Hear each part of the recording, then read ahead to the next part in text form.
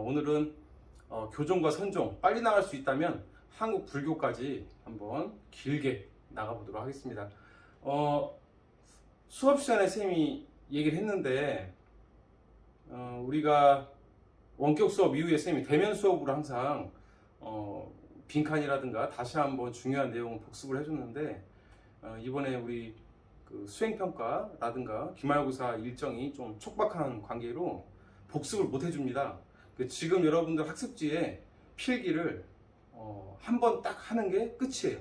그래서 영상을 잘 들으면서 필기를 빈칸을 잘 채울 수 있도록 하고 기말고사 끝나는 날 이미 공지했듯이 우리가 수행평가 그 포트폴리오 학습지를 걷어갑니다. 그래서 이번 주에 세 강의가 이제 있을 텐데 세 강의 모두 귀담아 잘 듣고 학습지의 필기를 잘 부탁하기를 부탁드릴게요. 자, 지금 우리가 지금 불교를 하고 있는데요. 원시불교 석가모니 했고, 그 다음에 우리가 지난주에 소승불교, 대승불교, 그 다음에 대승불교에 대해서 좀 더 자세히 배웠습니다. 오늘은 대승불교, 중국에서 시작된 이 대승불교의 두 가지 교종과 선종에 대해서 배워보도록 할게요. 여러분들 기억합니까? 소승불교는 스포츠카, 나 혼자의 개인의 해탈을 원하는 게 바로 남방불교, 남아시아의 소승불교다.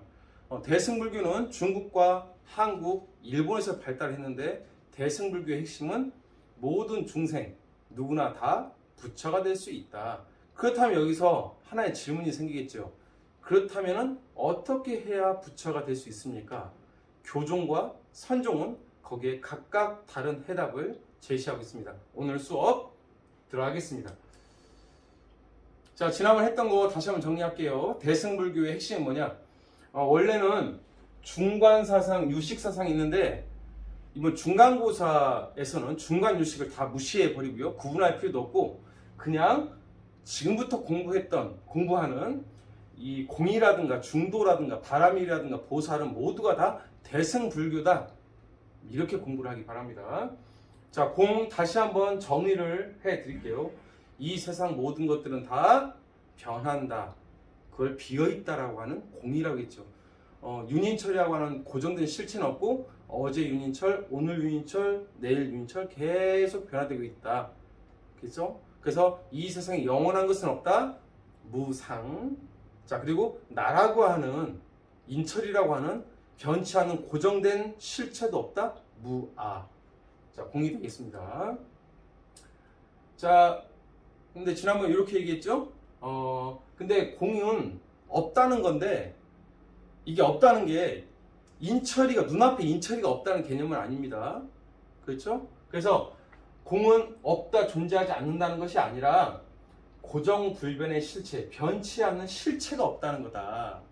자, 지금 여기에 린다 카를로스, 아주 소큐트한 카를로스, 귀여운 카를로스는 있습니다. 그런데 지금의 나와 어제의 나, 내일의 나는 동일한 존재일까요? 인철이는 존재합니다. 그렇죠? 하지만 인철이라고 하는 한 사람은 계속 그 속성이 지금 변화되고 있습니다. 어제의 나, 오늘의 나, 내일의 나. 어제와 오늘 사이에 카를로스에게는 수많은 사건들과 만남들이 있었어. 즉 다양한 인연들과 서로 만나고 맺어지면서, 그래서 지금 이곳에 있는 나는 있지만 어제와 오늘 똑같은 나는 없어. 다른 것과 관계를 맺는 이상 나는 계속 변화되고 있다는 거지. 결국 카를로스는 이 육체, 존재는 하지만 어제와 똑같은 카를로스는 없다는 겁니다. 그렇죠? 그래서 카를로스가 있다, 없다, 이것 때문에 막 싸웠어요. 있다, 없다, 있다, 없다. 그래서 대승불교에서는 이 개념 하나가 더 나옵니다. 있다, 없다, 있다, 없다, 이렇게 이분법적으로 세상을 보지 말고 인처리는 현재 있으면서도 어제와 똑같은 인처리는 없다. 그렇죠? 있다, 없다, 양극단으로 이분법적으로 세상을 해석하지 말고 인처리를 봐봐. 여기에 존재하면서도 어제와 똑같은 인처리는 없는 거잖아. 있으면서도 없는 거거든요. 자, 그래서 이분법적 사유에 대한 비판, 흑과 백의 양극단을 비판하면서 삶이 중요하다, 죽음은 나쁘다, 이것도 이분법이죠. 기쁨과 성냄, 이것도 이분법이죠. 극단적인 쾌락, 극단적인 고통, 이것도 이분법이죠. 현실과 진리, 현실은 나쁜 거고 진리는 좋은 거다. 다 이분법이죠. 자, 양극단에 집착하면은 안 된다. 그리고 정확하게 가운데에 꿰뚫어 보는 지혜가 필요하다. 이것을 우리는 중도라고 합니다. 중도 사상. 오늘 수업을 했던 2학년 7반 학생들은 요것을 학습지에 설명 어느 정도 했지만 빈칸 안 채웠거든요. 요거를 채워주기 바랍니다. 자, 유식불교가 나오는데요. 유식은 시험 문제 출제 안 하기 때문에 유식은 싹 X자를 쳐주기 바라고, 유식은 이번 여러분들이 만약에 윤사가 너무 매력적이다. 그렇죠? 어필, 나에게 참 어필해. 그죠? 어트랙션, 매력이 있어. 그렇다면은 기말고사 끝나고 여러분들이 3학년 올라갈 때 겨울방학 때 윤사반을 선생님이 열어서 요 부분은 그때 수능 선택자들만은 대상으로 수업을 하도록 하겠습니다. 내신에는 필요 없다. 자, 우리는 부처가 되기 위해서 이렇게 노력하는 사람을 보살이라고 하고요. 자, 누구나 부처가 될 수 있다. 왜? 우린 누구나 다 불성을 갖고 있기 때문에. 남자, 여자, 나이가 많고 적으면 다 필요 없어요. 인간 누구나 다 부처가 될 수 있는 평등적 세계관을 갖고 있는 게 바로 불교다. 그러면 보살은 뭐 하는 사람입니까? 위로는 진리, 깨달음을 구하고, 아래로는 모든 중생을 구제하기 위한 이타적이고 주체적인 사람을 우리는 보살이라고 합니다. 그래서 불교를 믿는, 불교의 깨달음을 따르는 이런 사람들 우리는 모두가 다 보살님 하죠. 근데 보살님에서 끝나는 게 아니라 보살님 성불하십시오 이렇게 합니다. 부처가 되십시오. 우리 끊임없이 수행합시다. 목탁 물고기처럼 항상 자지 말고 뜬 눈으로 내 의식을 깨워서 항상 수행합시다. 이렇게 나옵니다. 자, 바라밀은 개념만 이해하세요. 요거 공부할 필요 없습니다. 공부하지 마세요. 네. 자, 우리가 절에 가면은 절 입구에는 항상 개천이 흐르고 이쪽과 저쪽을 잇는 다리가 있어요. 모든 절에는 다 개천이 있고 그 뒤에 절을 만듭니다. 그럼 요 개천은 뭘까? 이쪽 세상과 저쪽 세상을 구분하고 다리로 연결하는 곳입니다. 우리는 이쪽 인간들이 살아가는 아주 탐욕과 집착과 고통의 세상에서 저쪽을 건너가야 돼. 저쪽은 누가 계신 곳? 부처님이 계시고 부처님의 가르침을 수행하는 보살님들이 계신 곳이야. 그래서 우리는 이쪽에서 저쪽을 건너야 된다. 이곳을 세자로 불교에서는 바라밀이라고 합니다. 바라밀.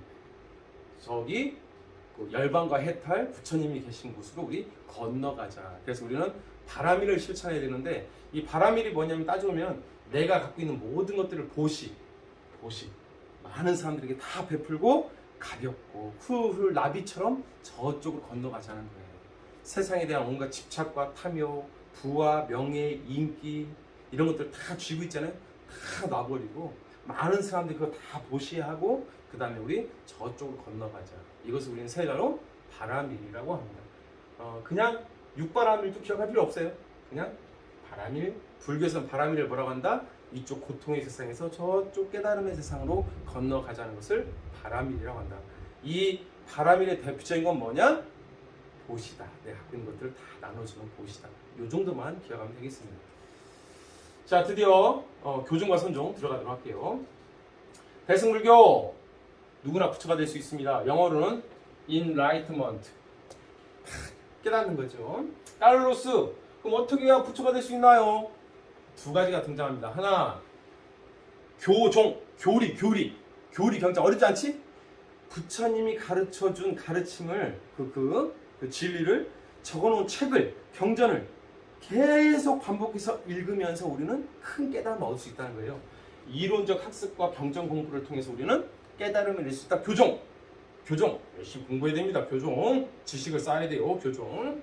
선종, 지식이 아니라 참선이죠. 참선 가만히 앉아가지고 이렇게 참선, 마음으로 수행하는 거죠. 그렇다면 마음으로 갑자기 큰 깨달음이 빡 올 때가 있어요.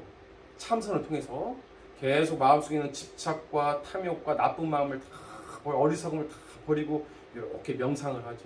그러다 마음속에 갑자기 빡 깨달음이 옵니다. 이게 바로 선종이에요. 참선. 어렵지 않죠? 자, 직관적 종교체험. 직관적이라는 것은 어떤 개입도 없이 갑자기 한순간에 무엇인가 내 내 마음속에 딱 불이 켜지는 것처럼 뭔가 깨달음이 딱 오는 겁니다. 직관적으로. 그렇죠? 그래서 직관적 종교 체험을 통해서 단박에 깨달음을 얻는 게 바로 선종이다. 참선을 강조한다.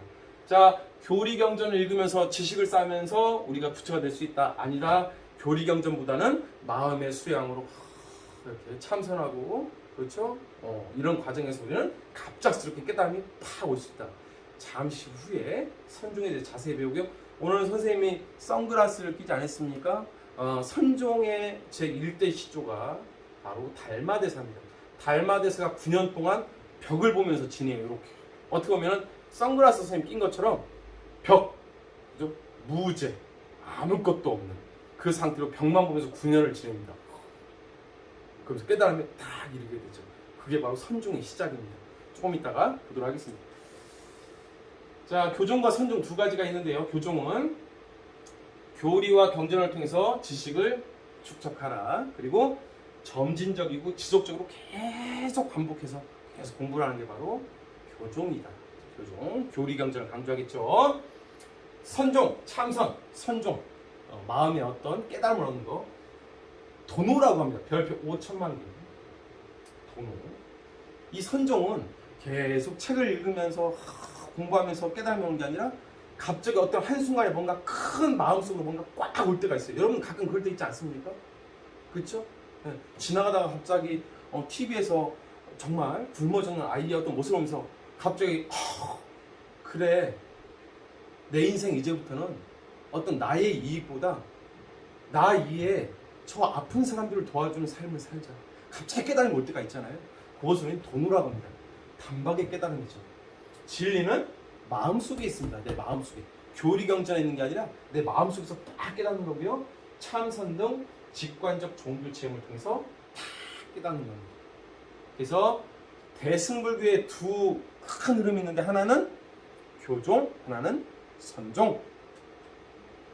자, 교종은 부처님의 말씀이 담기는 경전과 교리에 대한 지속적인 이론 학습과 지식을 추천하는 거고요. 대표적으로 법화경이라고 하는 이 경전을 주 경전으로 삼아서 수행하는 종을 천태종이라고 하고요. 화엄경이라고 하는 경전을 가지고 공부하는 사람들을 화엄종파라고 하고요. 아미타불 무량수경이라고 하는 요 경전을 가지고 깨달음을 위해서 수행하는 사람들을 우리는 정토종이라고 합니다. 그러면 여러분 요거 세 가지 내용은 공부하지 마세요. 그냥 교중에는 그냥 이런 게 있구나 간단하게 하고요. 여기까지는 들어가지 않겠습니다. 자, 교중에는 예를 들어서 법화경을 주로 삼는 천태종, 화엄경을 주로 삼는 화엄종, 아미타 무량수경을 주로 삼는 정토종, 이런 게 있다. 경전 외우지 마세요. 외울 필요 없습니다. 그냥 천태종, 화엄종, 정토종 이 정도가 있다고 기억하면 되겠습니다. 특히 천태종, 화엄종 같은 경우는요, 너무 어려워요. 책이 너무 추상적이고 이해하기가 어려워요.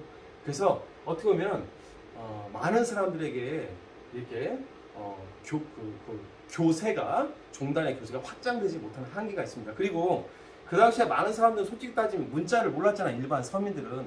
따라서 어느 정도 한계가 있었던 게 바로 천태종과 화엄종이 되겠습니다. 책을 읽어야 되는데 글을 모르는데 어떡합니까?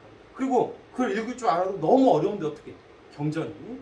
자, 교종, 경전과 교리 학습을 강조하고 대표적으로 천태종, 화엄종, 정토종 요 정도 되는 것들이 있다만 기억하기 바랍니다. 자, 오늘의 메인은 바로 선종이 되겠습니다. 선종. 자, 선종. 중국 숭산 소림사라는 절이 있어요. 소림사에 갑자기 어떤 한 스님이 들어가서 그 벽이 있는데 벽 앞에 동굴이 있는데 동굴 속에 들어가서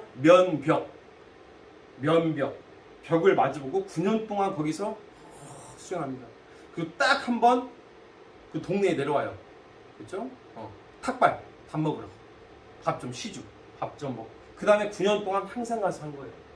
이게 달마의 유명한 9년의 면벽 수행입니다. 바로 교리경전 책 하나도 안 읽고 가서 마음으로 벽만 보고 있는 거죠. 그렇죠? 그 큰 깨달음을 얻게 됩니다. 이 큰 깨달음을 얻은 사람이 소림사 뒷산의 동굴 안에 있다는 얘기를 듣고 한 사람이 찾아갑니다. 그리고 그 앞에서 무릎을 꿇고 저를 제자로 받아주십시오. 달마대사님, 저를 제자로 받아주십시오.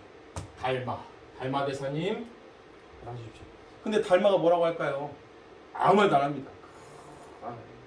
자, 이 사람이 3일 동안 겨울 추위와 눈 속에서 3일 동안 가만히 있습니다. 저를 받아주세요. 저를 받아주세요. 그러자 달마대사가 3일 동안 눈이 쌓이고 추운데도 가만히 있으니까 네가 얼마나 깨달음을 얻고자 하는지 간절한 마음을 한번 나에게 보여줘라. 그 순간 이 사람이 군인이었거든요. 그래서 이 사람이 바로 오른쪽으로 칼을 꺼내서 자신의 왼팔을 빡 잘라버립니다. 팍 잘라버려요. 피가 시뻘건 피가 그렇죠? 이 눈에 쫙 번져버립니다. 제가 이렇게 간절하옵니다. 해가 이것이 제 진실한 마음입니다. 저를 제자로 받아주십시오. 그래서 달마대사가 바로 제1대 선종의 제1대 조사가 되는 거고요. 그 2대가 바로 외파리, 팔이 하나가 없는 해가라는 스님이 바로 제자가 됩니다.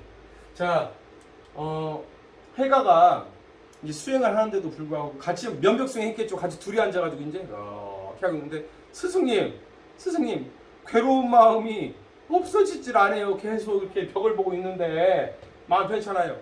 그러자 달마 그럽니다. 해가야, 괴로운 마음이 없어지지 않니? 그럼 괴로운 마음을 여기다가 나한테 보여줘봐. 내가 고쳐줄게. 괴로운 마음을 어떻게 보여줍니까 이거를? 왜? 내 마음속에 보이지 않는 이 괴로운 마음을 어떻게 눈에 보이게 딱 이게 고통이에요 라고 어떻게 보여줍니까? 어라? 마음을 가져오라고? 가지고 올 마음이 없어요. 보여줄 수가 없습니다. 이제 너는 편안함을 얻었다. 이 말은 뭘까요? 솔직히 고통과 괴로움은 따지면 내 마음속에서 내가 만든 거잖아요. 그죠?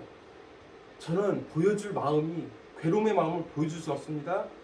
이제 너는 편안함을 얻었다. 고통과 괴로움 이런 것들은 모두가 다 내 마음 안에서 만들어진 거구나 라는 것을 깨달았을까요? 아무튼 이 대화 한 번에 해가는 큰 깨달음을 얻게 됩니다. 우린 이걸 두 자로 뭐라고 할까요? 도노라고 합니다. 자, 해가는 여기서 바로 도노의 순간을 딱 경험한 거죠. 불이 팍 켜집니다. 그리고 달마대사는 네가 드디어 깨달음을 얻었으니 나를 이어서 선종의 2대 조사로 너를 임명이라고 할까요? 너에게 전수하마. 내 대를 이어서 선종을 네가 이어가라. 그런데 사람들이 그럴 거야. 네가 진짜 달마대사의 제자인지 아닌지를 확인하려고 할 거야. 그 증명, 그걸 어떻게 증명하니? 바로 내가 입던 빨간 거 있죠? 이거를 가사라고 합니다. 가사, 옷을 딱 주고 또 하나 밥그릇, 이거를 가루라고 하는데요. 밥그릇과 가사를 줍니다. 자, 내가 먹는 밥그릇하고 내가 입었던 옷인데 이게 바로 이제는 선종의 적통을 증명하는 도구가 된단다. 이렇게 얘기하죠. 그리고 그 다음부터 선종의 1대, 2대, 3대, 4대 이렇게 쭉 내려오면서 바로 달마의 가사와 바루를 갖고 있으면 그 사람이 이게 되겠습니다. 선종의 적통이다. 자, 선종의 교리를 이렇게 표현할 수가 있어요. 선종, 진리는 마음속에 있으니 마음으로 단박에 후련히 갑자기 문득 suddenly 딱 깨닫는 거죠.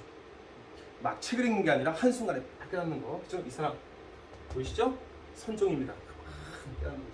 그래서 선종에서는 이렇게 이걸 표현합니다. 이 한자어는 공부하지 마세요. 이해를 하세요. 이해를, 이 뜻을. 불리문자, 깨달음을 얻는데 문자는 필요 없다. 문자에 얽매이지 마라. 문자는 도구는 될 수 있겠죠. 하지만 문자에 얽매이지는 마라. 교회 별전, 교리 바깥에, 교리 바깥에, 경전 바깥에 우리는 진리를 마음으로 전할 수가 있다. 경전을 가지고 진리가 전해지는 게 아니라 마음과 마음으로서 진리가 전해진다. 이심전심, 깨달음은 마음에서 마음으로 전해진다. 그렇죠? 자, 직지인심, 직접 인간의 마음, 인심, 직접 내 마음, 인간의 마음에서 깨달음을 구하라. 견성성을, 불성을 네 마음속에서 깨달으면 너도 곧바로 부처가 될 수 있다. 이렇게 선종은 강조를 합니다. 선종. 자, 이 한자어가 아니라 선종은 이렇구나. 문자에 얽매이지 마라. 진리는 경전 밖에 있는 것이기 때문에 경전에 얽매이지 마라. 깨달음은 마음에서 마음으로 전하고 바로 인간의 마음에서 진리를 구하라. 직지인심, 직접 인간의 마음을 가르쳐라. 견성, 성불, 불성을 보게 되면 부처가 될 수 있다. 이렇게 이해만 하면 되겠습니다. 자, 아까 선생님이 얘기했듯이 선종에는요, 선종 사람들은 참선을 강조한다고 했잖아요. 자, 불교에서는 선종의 어떤 이런 깨달음을 얻는 방법을 두 가지로 보겠습니다. 하나가 뭐냐면, 공부하지 마세요. 절대 공부하지 마세요. 그냥 이런 게 있구나만 기억하세요. 첫 번째, 묵조선. 묵조. 조자는 이제 뭐 빛을 조자, 바라볼 조자, 이런 묵조. 침묵. 말을 하지 않고. 무건수행. 쉽게 얘기해요. 무건수행을 통해서 깨달음을 얻는 게 묵조선. 묵조선이고요. 간화선. 이게 중요합니다. 이게 자주 나오는데 이름만 나와. 그게 뭔지는 모르고요. 아니, 뭔지 모르는 게 아니라 공부할 필요는 없고. 간화선은 뭐냐? 대화죠, 대화. 대화를 하다가 갑자기 볼간짝. 그죠? 대화를 하다가 갑자기 진리를 팍 깨닫는 거예요. 아까 뭐라고 했습니까? 스승님 괴로워요. 괴로운 마음을 내놔보아라. 괴로운 마음 어떻게 내놔요? 그런 거 없어요. 너는 깨달았느니라. 이런 대화에서 갑작스럽게 깨달음을 노는 거죠. 이것을 간화선이라고 합니다. 우리나라에서는 특히 이 간화선에 대한 이야기들이 상당히 많이 남아 있습니다. 그 대표적인 예를 한번 보여주겠습니다. 어떤 이야기라든가 대화 중에 말을 통해서 우리가 깨달음을 얻는 거죠. 자, 보도록 할까요? 예를 들어서 진리를 갈구한 어떤 스님이 조주라고 하는 유명한 중국 스님에게 찾아와서 깨달음을 전수해 주십시오 합니다. 자, 대화가 시작됩니다. 스님, 저는 이 사체를 처음 왔습니다. 사부님의 교실을, 가르침을 받고 싶습니다. 지극한 깨달음을 가르쳐 주십시오. 조주 스님, 황당합니다. 아침 먹었느냐? 제자, 네, 먹었습니다. 그럼 가서 밥그릇을 씻어라. 어린 스님은 그 순간 큰 깨달음을 얻게 됩니다. 어른이 아니라 어린 스님이요? 잘못했습니다. 어린 스님은 큰 깨달음. 자, 밥 먹었느냐? 먹었습니다. 그럼 밥그릇 씻어야지. 그렇죠? 크게. 이게 무슨 깨달음을 얻었는지는 모르겠습니다. 하지만 비우라는 거죠. 닦으라는 거죠. 그렇죠? 밥그릇을 채웠으면 이제는 다 어떻게 해라? 비우고 깨끗이 씻어내라. 그동안 살면서 너는 어떻게 보면 계속 밥그릇을 채우는 삶을 살았을지도 몰라. 그치? 그렇죠? 그럼 이제는 그 밥그릇을 어떻게 해라? 비우고 다 씻어라. 다 씻어라. 마음을 다 씻어라. 이게 이 어린 스님이 깨달음을 얻은 건지는 모르겠지만 아마 그 순간 어떤 큰 깨달음이 왔나 봐요. 우리 이걸 뭐라고 볼까? 간화선입니다. 대화를 통해서 갑자기 깨달음이 오는 거. 그리고 이것을 우리는 도노라고 하죠. 도노. 자, 하나 더 보도록 할까요? 이것은 이야기가 조금 긴데요. 옛날 황벽산이라고 하는 산이 있는데 거기서 황벽스님이 있었습니다. 어떤 제자가 정말 그 큰 가르침을 배우기 위해서 거기 갔어요. 그래서 계속 거기서 허드렛 일만 해요. 막, 그죠? 뭐 닦고, 뭐 청소하고 이런 일만 하다가 옆에 있는 사형이 안쓰러워가지고, 야, 꼬마야, 얘 사형, 야, 가서 스승님한테 한번 진리가 뭔지 한번 물어봐라. 물어봐도 될까요? 가서 물어봐. 그래서 이 어린아이가 황벽스님한테 가가지고, 똑똑 스님, 저 누굽니다. 들어가도 될까요? 들어오니라. 들어갔어. 진리가 뭐예요, 스님? 그 순간 갑자기 스님이 옆에 있는 몽둥이로 얘 머리를 20대를 때려버립니다. 20대를 때려 머리를 그죠? 내가 뭔 잘못했다고. 그 나오자마자 아우 씨 짜증나. 내가 뭐 했다고 날 때리는 거야. 그죠? 그랬더니 옆에 사형이 그래요. 야, 오늘 스님이 좀 기분이 안 좋아서 그런 것 같은데 며칠 있다가 다시 한번 네가 가서 물어봐라. 며칠 후에 다시 들어갑니다. 스님, 저 또 왔는데요, 스님. 진리가 뭡니까? 그 순간 갑자기 또 황벽 스님이 몽을 또 20대를 때려요. 막 20대. 아이씨, 나오자마자 아이씨 진짜 짜증나 진짜. 사형이 야, 마지막 한 번만 더 해봐. 야, 스님 뭔가 네가 마음에 안 드는 게 있나? 한 번만 다시 한번 물어봐. 스님 원래 그럴 사람이 아니야. 들어가. 스님, 진리가 뭡니까? 그 여자 이 황벽 스님이 또 때려. 20대. 3번 물어봐서 60대를 맞아요. 얘가 막 열받아. 이래. 진짜 스님이 짜증나 진짜. 나 당신한테 안 배울 거야. 진리 공부고 너는 폭력이야, 폭력. 폭행 스님이야. 그렇죠? 그래가지고 나 갑니다. 그러자 이 황교 스님이 뭐라고 하냐면, 그래 가라. 이 녀석아 가. 그 대신 옆에 너 갈 때 내가 마지막 하나 부탁했는데, 옆에 대우스님이라고, 대우스님이라고 있는데, 그 가다가 그 전에 들려가지고 아무거나 전화하고 하라잉. 아이씨, 알았어요. 갑니다. 그 부탁이니까 대우스님만 찾아가지고 이 친구가, 우리 스님께서 문안 인사 좀 드리래요. 아이씨, 막 화가 막 덕지덕지 나가지고 막 그냥, 아이씨, 아 그래 무슨 가르침을 받았는고? 근데 너 이렇게 기분이 이렇게 막 상했냐? 가르치며 3번 물어봤는데요, 60방이나 때렸어요. 그러자 대우스님이 그럽니다. 허허, 야 너는 황벽스님이, 노스님이, 늙은 나이든 스님이 간절한 정성으로 피곤함을 무릅쓰고 너를 이렇게 가르친 것 같은데, 너 맞을 때 아무 생각이 안 들었어? 너 다시 한번 생각해봐. 왜 스님이 너를 때렸을 것 같아? 왜 때렸을 것 같아? 그 순간 임재, 큰 깨달음을 얻게 됩니다. 스님이 날 때린 것은 내 육체가 아니라 나의 무엇인가를 깨부시기 위해서 때린 거구나. 큰 깨달음 얻게 됩니다. 그죠? 큰 깨달음 얻게 됩니다.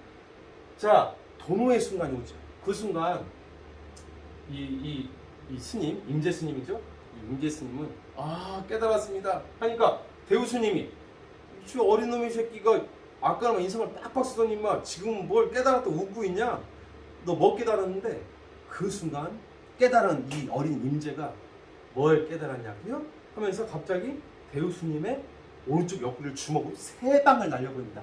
이걸 깨달았어요? 하고 3방을 날려버립니다. 이 대우 스님이 이 정신 나가 새끼 나가 임마. 그래서 임재 스님이 감사합니다 하고 나와요. 좀 황당하죠. 이 임재 스님이 다시 황벽 스님한테 갑니다. 스님 저 다시 왔습니다. 이 자식 놈아 왜 다시 왔어? 제가요 대우 스님한테 안부 전하라고 해서 전했더니 대우 스님이 이러이러한 얘기를 해가지고 큰 깨달음 얻었습니다. 스님 감사합니다. 그랬더니 황벽 스님이 이 대우 스님 이 자식 쓸데없는 얘기 해가지고 괜히 너를 이렇게 했구나. 아이고 내가 있으면 아주 그냥 대우 스님 한 대 주워 패고 싶네. 그러자 임재 스님이 그럽니다. 스님, 멀리 있는 대우 스님을 때릴 이유가 있겠습니까? 제가 깨달은 바를 가르쳐 주겠습니다. 뭘 깨달았는데 그 순간 그 노스님, 거의 나이가 뭐 한 8, 90이겠죠. 그 손을 들어서 노스님의 싸다구를 날려버립니다. 쫙 날려버려요. 그 순간 황벽 스님이 싸다구를 맞고 막 웃습니다. 네가 정령 깨달았구나. 그리고 이 친구도 웃으면서 스님 감사합니다 하고 이 일화가 끝납니다. 이 임재 스님은 나중에 중국 최고의 스님이 됩니다. 자, 이 일화를 보면서 선종이라는 게 참 이해하기 어렵죠.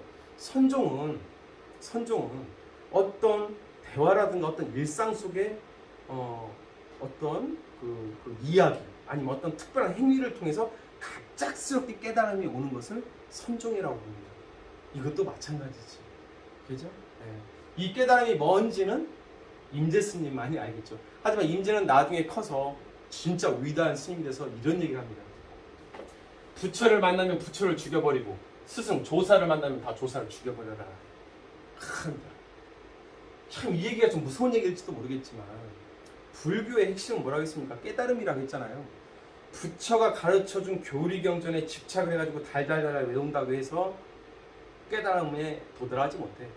부처의 가르침이 정답이라고 해서 그것에 얽매이면은 나 또한 그러면은 그 깨달음을 얻는데 한계가 있을 수밖에 없어. 부처가 가르쳐준 가르침을 따르되 부처의 말에 얽매이지 마. 부처가 있으면 부처를 죽여야 진정한 자유와 깨달음을 얻을 수가 있어. 스승이 가르쳐준 거 그게 정답이라고 스승 말만 좀 계속 따르고 내내 하고 그러지 마. 스승을 만나면 스승을 죽여. 죽이라는 말은 살해하라는 말은 아니에요. 그죠? 그 사람이 가르쳐준 가르침에 얽매이지 말라는 겁니다. 부처로부터도 자유로워야 되고 스승으로부터도 자유로울 때 진정한 깨달음에 이를 수 있다. 야, 임재라는 스님이에요. 임재 스님. 자, 퀴즈 하나 내도록 하겠습니다, 여러분. 한번 여러분도 한번 이걸 화두로 가지고 한번 화두를 내가 하나 던져볼게요. 간화선, 대화와 질문, 이런 걸 통해서 갑작스럽게 깨달음이 올지 압니까? 여기서 누군가? 올라프가 엘사를 부르더니 꽃을 들며 말했어요. 야, 엘사야, 이 꽃이 있다고 해도 맞을 거고 이 꽃이 없다고 해도 맞을 거고 아무 말을 하지 않아도 맞을 거야. 자, 말해봐. 자, 다시 한번.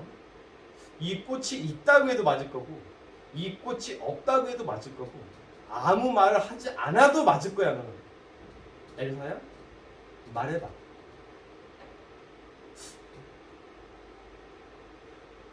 유명한 중국 선문답 화두 중에 하나입니다. 다음 등교 수업 시간에 한번 이 정답에 대해서 한번 같이 얘기 나눠보도록 할게요. 자, 이 불교는 이제 한국으로 이제 오게 됩니다. 대승 불교는 오늘 딱 원효까지만 할게요. 원효까지만 우리가 진도를 좀 빨리 빼야 되는 상황이기 때문에 원효까지만 하도록 하겠습니다. 자, 이제 교종과 선종 이 대승 불교가 한국으로 넘어옵니다. 제일 먼저 넘어온 것은 교종이 넘어와요. 그 다음에 선종이 넘어오는데 자, 원효, 의천, 진울 이 세 분이 등장하게 됩니다. 자, 불교 절에 다니는 사람들이 제일 좋아하는 음식이 뭘까요? 비빔밥입니다. 우리나라 한국 불교의 특징을 그럼 세 자로 뭐라고 표현할 수 있을까? 기억하세요? 믹스드 라이스, 비빔밥, 비빔밥, 비빔밥. 자, 한번 보도록 할까요? 원효 다들 알죠? 해골바가지에 있는 물을 먹었는데 어제는 달달했는데 오늘은 구역질이나 부정물이라 그 썩은 물이라서. 자, 어제 먹은 물과 오늘 먹은 물이 같은 물인데 왜 맛이 다르지? 아하, 이 세상 모든 것들은 다 내 마음에 달려있구나. 의천 이름이 뜻이 하늘처럼 되게 크잖아요. 의천 왕자님입니다. 고려 은종의 셋째 아들. 그죠? 넷째 아들인가요? 셋째 아들인가요? 아들입니다. 어릴 때부터 이 사람은 조기 교육을 많이 받았겠죠. 그래서 어렸을 때 교종을 공부하다가 나중에 참선도 함께 하면서 교종과 선종을 조화시키려고 합니다. 자, 진울 약간 어눌한 사람이겠죠? 어렸을 때 많이 아팠어요. 그래서 이 사람은 어렸을 때는 공부를 못했어요. 그래서 누워가지고 벽만 보고 아파. 그러다 나중에 이제 커서 글을 배우고 나중에 교리경전을 공부합니다. 이 사람은 먼저 선종으로 마음을 계속 수양하다가 나중에 선종을 중심으로 교종을 조화시키려고 했던 사람. 자, 이 세 명 중에 오늘은 원효를 먼저 배우도록 하겠습니다. 자, 원효 말 그대로 으뜸원자에다 새벽교자죠. 우리나라의 불교를 연 사람이 되겠고요.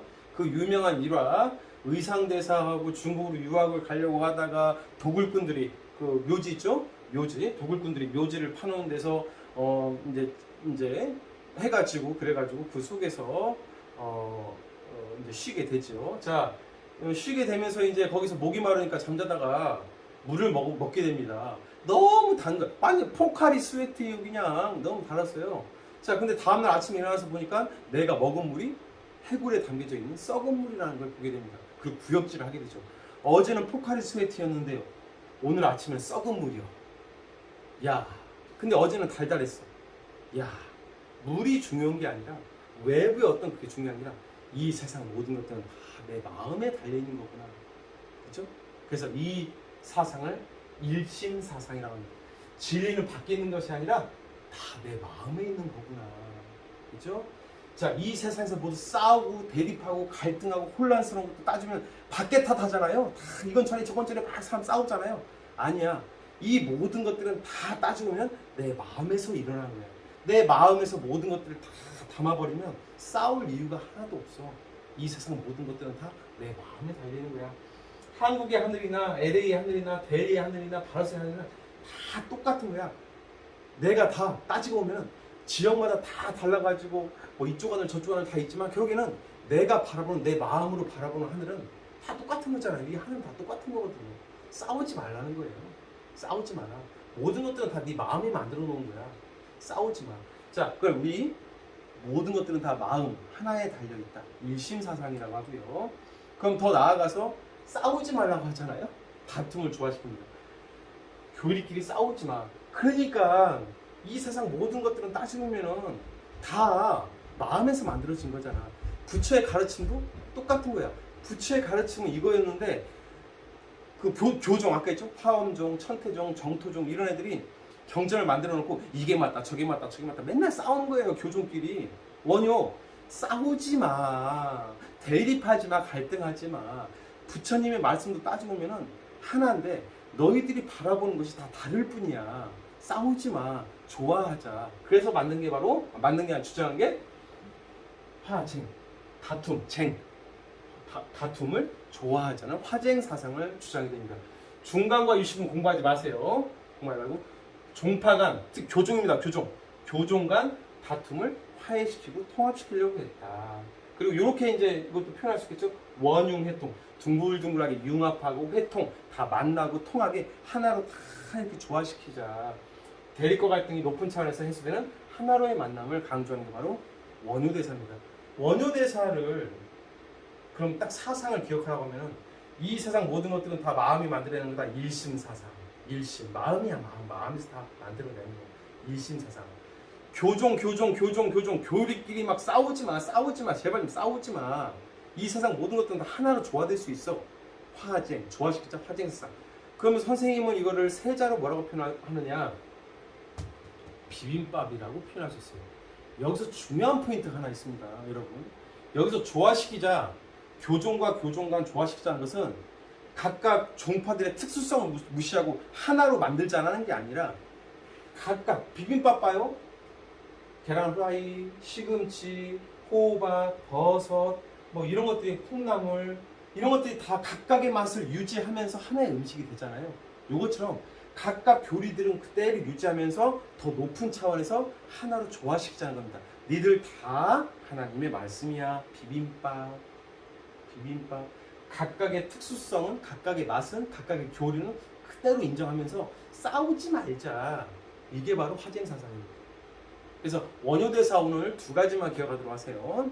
일심, 이 세상 모든 것들은 다 내 마음에서 만들어낸 것이니, 그죠? 밖에 있는 어떤 사건, 현상들 때문에 싸우지 마라. 또 하나 더 나아가서 부처님의 말씀 다 똑같은 건데 지들 경전만이 옳다고 싸우는 이들 싸우지 말고 좋아하자. 단 중요한 포인트 비빔밥이다.